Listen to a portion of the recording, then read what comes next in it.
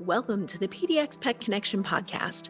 Today's episode is going to be a little different. It will feature the stories that were shared during Dog Moms Day celebration event.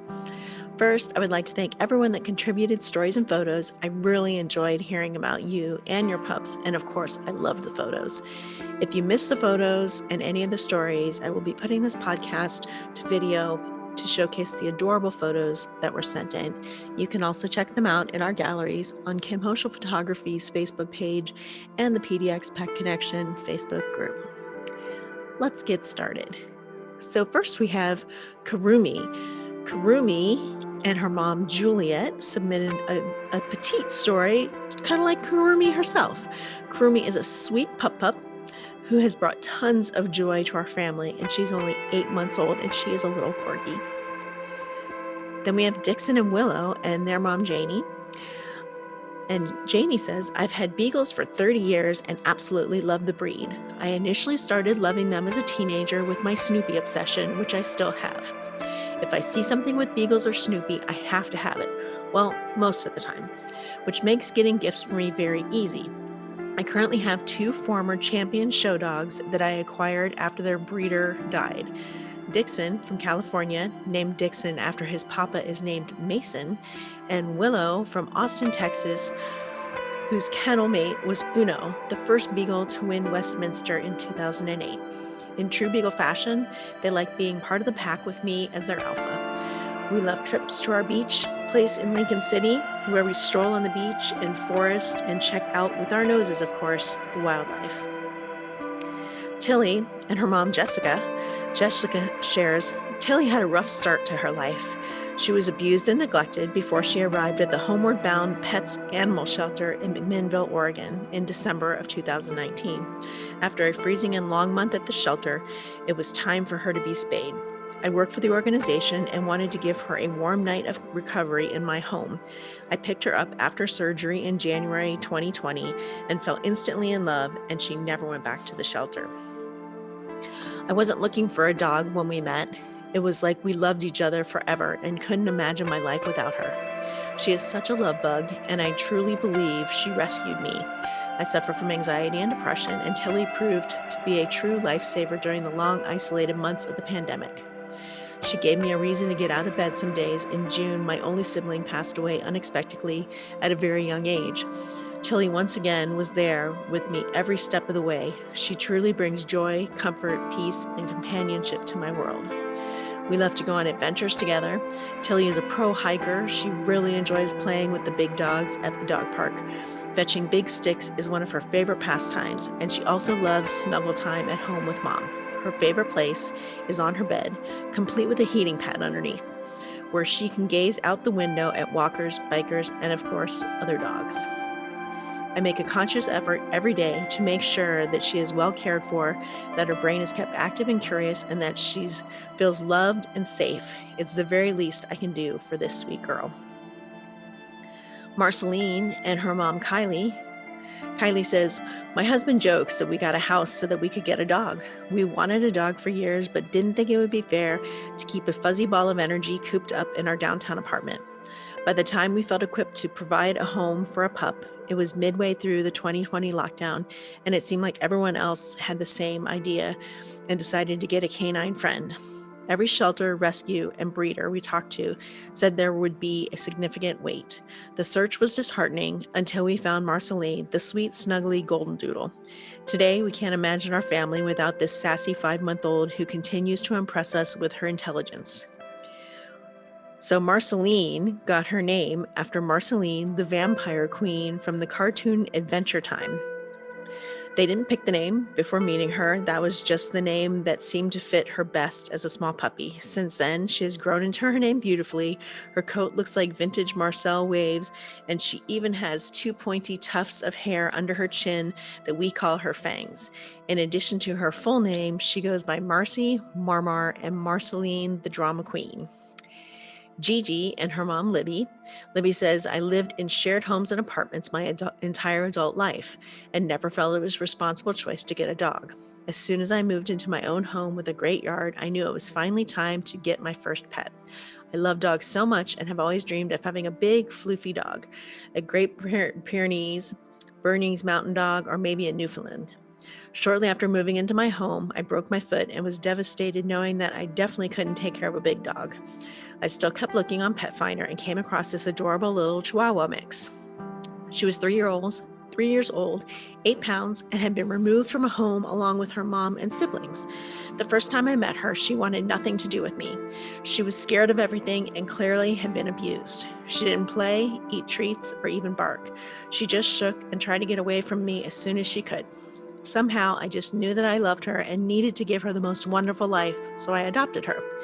Gigi is now the happiest little girl. She melts my heart multiple times a day and gave me so much love while my foot was healing. On the many days that were hard, both physically and emotionally, little Gigi would curl up on my chest and snore lightly all afternoon. Now she likes to play with her mouse toy and loves all sorts of treats.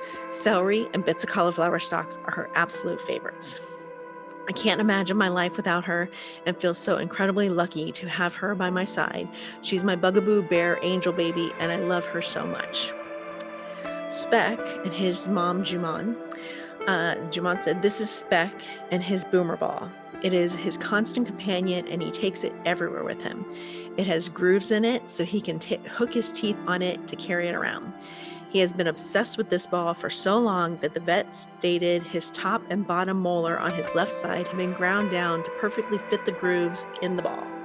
His favorite playtime is to play soccer, where he kicks the boomer ball with his front paws while holding a different ball or toy in his mouth." Then we have Edgar and his mom, Allison. Edgar became a part of our family during the COVID-19 pandemic. My boyfriend and I had been talking about getting a dog eventually. Once everything shut down and work from home orders were in place, we figured what better time than now. After lots of research and calling around, we found our little guy. He was a sleepy guy on the day we picked him out of the litter. He joined playtime a little late and then eventually fell asleep at Alex's feet. We knew right then he was the pup for us. He's been the best addition to our family and the best thing to come out of a challenging situation. Edgar is named after Edgar Martinez of the Seattle Mariners. Allison says, "My boyfriend and I are both big sports fans. He played baseball in college and the minors, and I grew up in Seattle going to Mariners games. We knew we wanted a human name for our dog, so we came up with a list of sports people, and Edgar was the one that stuck. Edgar's favorite toy is his bunny that we brought home with him from the breeder. This bunny had mom's scent on it and has been his go-to security toy since. He has always sucked on this toy almost like a pacifier. It's the sweetest thing ever. It is no longer looks like a bunny, has no arms, legs, or ears, so we call it his Peanut. Aside from removing its limbs, he is so gentle with this toy. I haven't even performed surgery to stitch up some holes because we can't let his toy get ruined.